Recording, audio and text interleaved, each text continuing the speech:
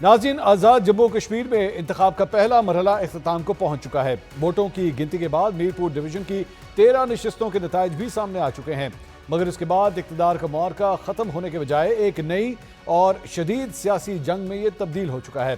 پہلے مرحلے کے نتائج کے ساتھ ہی وفاقی حکومت کے دو مضبوط اتحادیوں کے درمیان الزامات اور تحفظات کا ایک ایسا طوفان کھڑا ہو چکا ہے جس نے فتح کے جشن کو دھندلا دیا ہے۔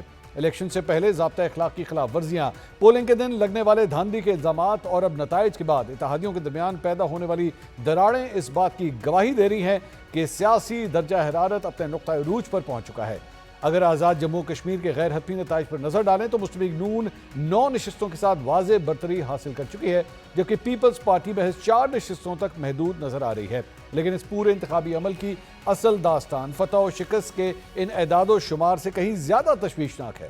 بلاول بھٹو کے مطابق کوٹلی کے علاقے نکیال میں پیپلز پارٹی کے کارکن مختار یونس کے قتل نے انتخابی شفافیت اور امن و امان کے دعووں پر گہرے سوالات اٹھا دیے ہیں۔ ووٹوں کی گنتی کے بعد جس چیز نے سب سے زیادہ سیاسی توجہ حاصل کی وہ وفاقی حکومت کی 2 مرکزی جماعتوں کا ایک دوسرے کے خلاف کھل کر سامنے آنا ہے۔ ناظرین، اسی شدید کشیدگی اور دھاندلی کے الزامات کے بعد مظفر آباد میں خطاب کرتے ہوئے chairman Peoples Party Bilawal Bhutto Zardari نے بھی نہ صرف نون لیگ کو سخت تنقید کا نشانہ بنایا بلکہ آزاد کشمیر میں ہونے والے ان انتخابات کی شفافیت پر شدید سوالات اٹھائے۔ آزاد کشمیر میں جو ہو رہا ہے کیا ہم اس کو جمہوریت کا نام دے سکتے ہیں؟ دھاندلی کروانے کے لیے آپ نے یہ فیزز کروایا، بندوقیں چلائے، میرپور کے ووٹ پہ ڈاکہ مارا ہے، جو انہوں نے کوٹلی کے ووٹ پہ ڈاکہ مارا ہے انشاءاللہ تعالی میں ان کو نہیں چھوڑوں گا۔ اگر 30 پولنگز پہ قبضہ کیا جائے، کارکنوں کو شہید کیا جائے، انٹرنیٹ پورا کشمیر میں بند کیا جائے تو یہ آزاد نہیں لگے گا، مقبوضہ لگے گا۔ ہم قومی مفاد پہ ریاست پاکستان کے ساتھ کھڑے ہیں، نون لیگ کے مفاد میں ہم کسی کے ساتھ کھڑے ہونے کے لیے تیار نہیں۔ یہ پہلے سے پلان تھا کہ خوف پھیلاؤ آزاد کشمیر میں، جتنے لوگوں کا تعداد کم ہوگا اتنا آسانی ہوگا ان کو دھاندلی کرنے کے لیے۔ ہم پرامن رہتے ہیں، پرامن رہنا چاہتے ہیں، ورنہ میں بھی صدر زرداری کا بیٹا ہوں۔ ان الزامات کا جواب وزیر اعلیٰ پنجاب مریم نواز نے دیتے ہوئے کہا کہ بلاول بھٹو کے پاس نہ بیانیہ تھا اور نہ ہی کارکردگی۔ آزاد کشمیر میں پیپلز پارٹی کی حکومت ہے، الزام کس پر لگا رہے ہیں؟ بلاول بھٹو صاحب، میں آپ کو یہ سمجھانا چاہتی ہوں، الیکشن کا فیصلہ ریاست نہیں کرتی، عوام کرتے ہیں۔ گلگت بلتستان کے الیکشن میں آپ جیت گئے، وہاں دھاندلی نہیں۔ اے جے کے کا الیکشن آپ بری طرح ہارے تو وہاں پر آپ نے دھاندلی کا الزام لگایا۔ اگر آپ نے آج ووٹ لینا ہے تو آپ رود ہو نہیں سکتے۔ آپ کے جلسے بھی خالی تھے، نہ آپ کے پاس نیریٹو تھا، نہ آپ کے پاس کوئی پروگرام تھا۔ آپ نے بلو دا بیلٹ اٹیک کیا، اپنے سے بہت بڑے سینئر قائدین تھے ان کے اوپر آپ نے اٹیک کیا۔ آپ بھول گئے کہ پچھلے 1 سال سے وہاں پر پیپلز پارٹی کی حکومت ہے، کارکردگی آپ کے پاس ہے نہیں اور اب آپ دھاندلی کا رونا رو رہے ہیں۔ آپ کی 17 سال کی حکومت کے باوجود آپ ایک دفعہ یہ نہیں کہہ سکے کہ ہم اے جے کے کو سندھ بنائیں گے یا ہم مظفر آباد کو کراچی جیسا بنائیں گے۔ تو عوام کے ووٹ کو، عوام کے فیصلے کو کھلے دل کے ساتھ تسلیم کریں۔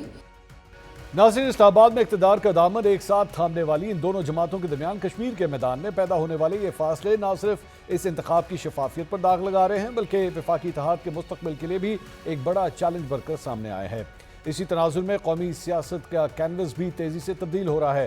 پاکستان تحریک انصاف نے گرچہ آزاد کشمیر کے انتخابات کا مکمل بائیکاٹ کر کے ایک سیاسی خلا چھوڑ دیا تھا، لیکن اب تحریک انصاف کی تمام تر سیاسی طاقت 5 اگست کو بانی تحریک انصاف عمران خان کی گرفتاری کے 3 سال مکمل ہونے پر پشاور میں ہونے والے احتجاجی جلسے پر مرکوز ہو چکی ہے۔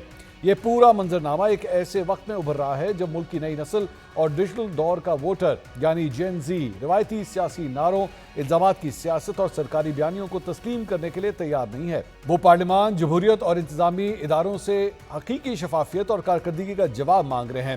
اس ساری صورتحال میں چند انتہائی اہم سوالات پورے سیاسی نظام کے سامنے کھڑے ہیں۔ کیا آزاد جموں کشمیر کے نتائج اور شرجیل میمن اور رانا ثناء اللہ کے بیانات کی صورت میں اتحادیوں کے درمیان بڑھتے ہوئے فاصلے وفاقی حکومت کے سیاسی استحکام کے لیے خطرہ بن سکتے ہیں؟ کیا آزاد جموں کشمیر کے انتخابات صرف ایک اسمبلی تشکیل دے رہے ہیں یا پاکستان کی آئندہ سیاست کا رخ بھی متعین کر رہے ہیں؟ اور کیا تحریک انصاف کا 5 اگست کا احتجاج ملکی سیاست میں कोई नया बाब खोलेगा या फिर पाकिस्तान एक बार फिर सियासी कशीदगी, एहतजाज और महाजराई के एक नए दौर में दाखिल होने जा रहा है।